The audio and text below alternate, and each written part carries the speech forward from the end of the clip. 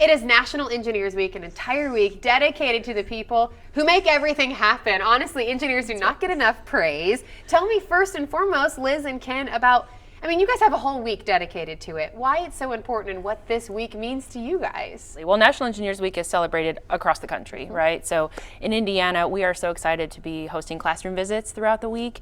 We're going to be visiting over 200 classrooms, which is about 7,000 students statewide. Wow. Engineers from ACEC Indiana membership, those that are civil engineers working at our consulting firms, they'll be talking with students all week long. So much goes into engineering, right? I think that's what we tell kids all the time is, hey, this is engineering. If you didn't know, this is engineering, right? What do you want kids to know, and parents maybe at home watching this, about what engineering is and why it's so important to show kids what's possible in the engineering field?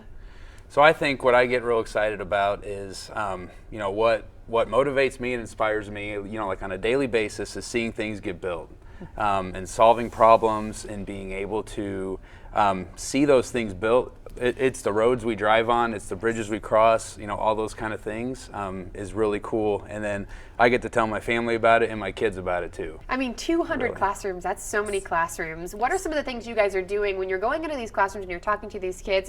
For me, I was, remembering when I was in school and I built the bridge and I did this 3D model. What are you guys doing in the classrooms to show kids the tangibility of engineering? When we're meeting with kids, ACEC Indiana provides presentation material to our volunteers. So they're equipped with a presentation deck and handouts for students. We have an activity book for kids.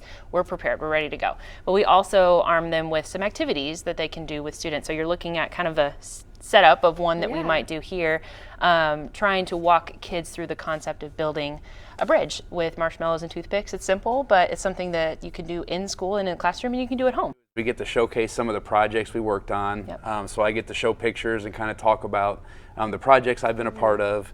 And then, so the hands-on activity, we try to implement some of the different parts of civil engineering. So for instance, we'll have all the different students get in smaller groups. So we talk about teamwork, creativity, innovation, and then also budget, staying within a budget on projects. So we like to try to teach some of the things that they would, use in the everyday career. So.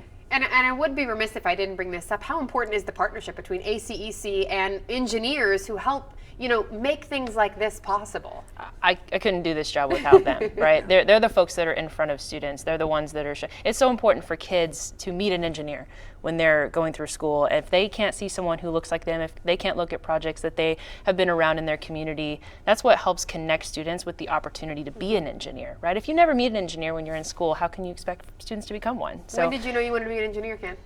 So my dad was an engineer. Okay, so it runs in the family. It runs in the family. But I really like solving problems. Okay. I always liked looking at maps as a kid. Yeah. And construction was always an interest to me, and just being outdoors. So it all kind of clicked, and I was good at math. So it started to really. Things that I am not. All the things that I am not. Ken, what are some of the big projects that you've kind of worked on, if you don't mind sharing?